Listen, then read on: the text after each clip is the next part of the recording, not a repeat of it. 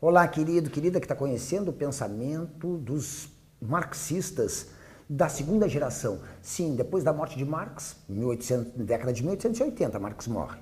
Surge uma primeira geração de pensadores marxistas pós-Marx, quer dizer, depois da morte de Marx. Eles aparecem especialmente em países como a Alemanha, como a Rússia, onde está se travando um processo revolucionário e onde vai se dar a primeira tentativa de construir um modelo econômico alternativo ao capitalismo. Estou me referindo à União Soviética, né? Ou seja, ao modelo que vai ser implementado na Rússia depois da Revolução. Mas nós sabemos também que na década de 20, na década de 30, uma segunda geração de pensadores marxistas e de ativistas está voltando suas atenções não só para as questões práticas da Revolução, mas para as questões, por exemplo, da cultura, da ideologia, quer dizer, que não se resumem, né, à tomada do poder e às questões políticas mais imediatas. Nesse sentido, nós vamos destacar dois pensadores. O húngaro George Lukács deu contribuições enormes, especialmente no plano da análise da cultura, da filosofia, da arte, e aprofundou a reflexão de Marx a respeito de certas questões filosóficas. Uma das suas obras mais significativas, Ontologia do Ser Social. Ontologia, onto ser, o estudo do ser social, ou seja, ele começa a aprofundar essa concepção do homem como um ser que se constrói socialmente. Por que isso era importante? Porque ainda hoje são tão fortes as concepções que procuram explicar a sociedade a partir estritamente do que é o indivíduo. Aliás, se a gente pegar, por exemplo, as concepções liberais, elas chegam ao extremo de fazer essa afirmação, dizendo que não existe sociedade. Existem indivíduos, e que, ao viverem agrupados, constituem o que alguns chamam de sociedade, mas eles continuam sendo indivíduos com seus interesses pessoais individuais e que convivem com outros indivíduos, eu disse, mas sempre preocupados e sempre se construindo, vamos dizer assim, numa trajetória que é individual. Ou seja, a sociedade seria uma ficção na concepção desses pensadores. Mas, do outro lado, nós temos concepções completamente opostas, que nos dizem que o homem nem existe como indivíduo, porque ele sempre se constrói dentro de uma realidade social. E, de fato, isso é fácil da gente constatar. Aliás, vamos fazer um experimento teórico. Pensa bem, eu digo experimento teórico é imaginar uma situação e tentar ver como ela se desdobraria, como ela se transformaria.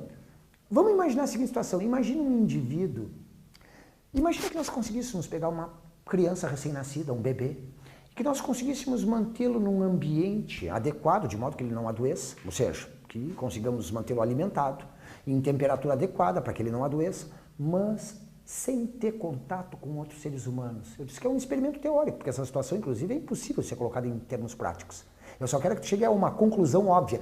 O que aconteceria com um indivíduo que conseguisse crescer, vamos dizer assim, a partir do seu nascimento, mas sem contato com outros seres humanos? O que tu acha que imaginaria? O que tu imagina que pudesse acontecer? Vou dizer mais.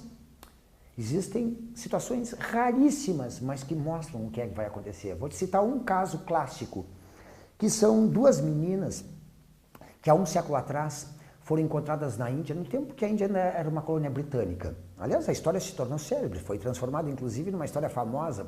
Tu já deve ter ouvido falar de Mowgli, o menino lobo, que seria uma criança que teria sido educada por lobos. Sabe que essa história está baseada num fato verídico? Na Índia, os ingleses encontraram no início do século XX duas meninas que, tendo se desgarrado da comunidade quando ainda eram bebês, ou seja, se perderam, acabaram sobrevivendo criadas por bichos, criadas por lobos, criadas convivendo com bichos. E incrível, porque é uma situação raríssima, elas foram crescendo. Foram encontradas anos depois e resgatadas. Uma tinha 2, 3 anos de idade, a outra tinha cerca de 7, 8 anos de idade. É incrível a observação desse fato, dessa situação, nos dá lições importantíssimas. Elas não se comportavam como pessoas, como seres humanos propriamente. Elas se comportavam como bichos, como os lobos, aliás, com os quais elas cresceram. Elas não falavam, elas grunhiam. Elas não caminhavam, elas se arrastavam sobre 4 patas. E sobre os cotovelos, quando faziam pequenos trajetos, como um cachorro que está rastejando, por exemplo. Elas não falavam, elas uivavam. À noite é que elas ficavam mais despertas, como acontece com os lobos. Durante o dia elas ficavam acabrunhadas do tipo, meio que dormindo, vamos dizer assim, ao longo do dia. Em resumo, elas se comportavam como lobos e não como pessoas. Por quê? Porque os seres humanos se constroem como seres humanos no convívio com outros seres humanos, nas trocas e nas relações que estabelecem com os seres humanos desde o primeiro momento da sua existência. Quando a gente nasce, já estamos interagindo com as pessoas à nossa volta. Elas nos falam coisas, nos olham, sorriem para nós. E nós observando, e na medida em que nós vamos crescendo, vamos copiando os outros humanos e construindo o nosso próprio jeito, vamos dizer assim, de sermos humanos, mas sempre a partir da cópia de outros humanos. Aliás, foi um pensador marxista chamado Vygotsky que formulou essa teoria de extraordinária importância para a gente entender como é que se dá o desenvolvimento humano. Ele disse que nós nos tornamos, olha bem, nós não nascemos humanos, nós nos tornamos humanos no convívio e nas relações que estabelecemos com outros seres humanos. Dessa tese surgem duas conclusões importantíssimas. Primeiro, ninguém nasce com vocação nem pronto para ser porcaria nenhuma. Porque nós não nascemos, prontos, nem sequer humanos. Nascemos seres que se humanizam no convívio com outros seres humanos. Isso vale inclusive para as questões, por exemplo, que hoje às vezes incomodam tanto as pessoas. Por exemplo, a questão da sexualidade. Nós não nascemos nem homens nem mulheres. Nós nos tornamos homens e mulheres no nosso desenvolvimento na medida em que somos influenciados, em que temos modelos, em que somos estimulados, em que somos criados de uma determinada maneira. E eu te disse, ao desenvolver esse jeito de ser, vamos nos tornando quem nós somos e vamos, eu disse também, nos tornando homens e mulheres, ou, eu te disse, algo que não dá para ser classificado, já que cada um vai viver, eu te disse, essa subjetividade e os próprios elementos da sua sexualidade de um jeito próprio. O fato é que não existe um humano pronto quando a gente nasce. Existe um ser em construção e que pode se humanizar no convívio com outros seres humanos, ou pode, como no caso dessas meninas lobo, como a gente viu, simplesmente, disse, ao serem criadas por bichos, se transformarem em bichos como aqueles com os quais elas conviveram. Isso quer dizer, então, que não existe indivíduo como esse ser abstrato imaginado por tantos teóricos, ou seja, um ser que já nasce homem, indivíduo, com seus interesses, diferenciado dos outros homens e assim por diante. Não, o individualismo se constrói historicamente e o capitalismo, é verdade, estimulou tremendamente essa atitude individual do homem frente ao mundo à sua volta. Mas não que isso seja inerente ao homem. É disso que falam pensadores, por exemplo, como Vygotsky, ou como percebe, por exemplo, George Lukács. Ele começa a perceber que primeiro é preciso mostrar para os homens quem eles são. E o que eles são? Eles são seres sociais, eles se constroem em sociedade. Eles só se tornam humanos no convívio com outros seres humanos e nas relações e nas trocas que fazem o tempo todo ao longo da sua vida com os outros humanos.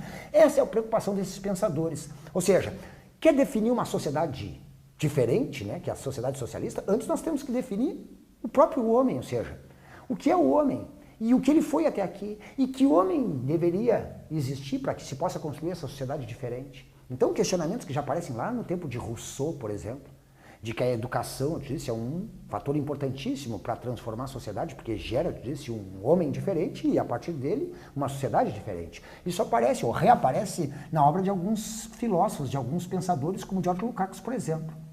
História e Consciência de Classe é uma das suas obras mais importantes. Repara aqui a preocupação em mostrar, através da trajetória histórica, como pode se construir a consciência de uma classe social. Por exemplo, como é que se construiu, para ele, a consciência da burguesia? Se construiu num processo gradativo, mas tem uma espécie de marco, que é o movimento iluminista, que elabora uma visão de mundo, uma visão de homem, uma visão de indivíduo, que embasa toda a ordem capitalista, suas instituições, seus valores que fundamentam esse mundo em que a gente vive. Assim, seria necessário também criar uma consciência da classe trabalhadora, uma consciência do homem como ser social, de modo, eu disse, né, a amenizar esse individualismo exacerbado que era tão forte e ainda é nos dias de hoje. De modo a criar uma consciência de classe, e essa consciência de classe, como eu tinha te falado, é que vai vincular as teorias, as concepções que querem construir um mundo diferente com a prática, né, que vai permitir a construção desse mundo. Ou seja, só a partir da criação de uma consciência de classe é que é possível ligar a teoria marxista de uma sociedade melhor com a prática mesmo de construção dessa sociedade e que não se desvie daquilo que está sendo projetado, com uma construção de um mundo que humanize os homens ao invés de desumanizá-los. Questões subjetivas ligadas então às questões estéticas, às questões da arte, às questões da música, a questão da pintura, da escultura, todas essas aparecem na obra desse pensador. Ele procura ligar, ou seja, ele não está mais preocupado, como fizeram outros pensadores, em separar e focar, isolar a questão política ou isolar a questão econômica. Ele quer integrar isso tudo numa nova visão de homem, visão de um homem que seria esse homem, assim, do mundo que estava por nascer, do mundo socialista. Grandes contribuições deu esse pensador, então, no plano da análise literária, no plano da análise da arte, no plano, por exemplo, das ideologias, no plano da cultura como um todo.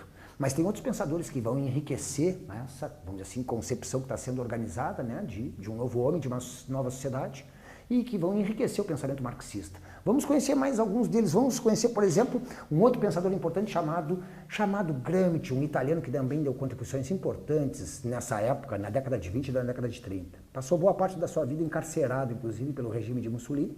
Morreu nos cárceres da ditadura fascista, mas deu contribuições importantíssimas nesse plano que a gente está vendo, ou seja, no plano da construção de uma consciência revolucionária. Vamos ver isso num próximo encontro, numa próxima aula, querido.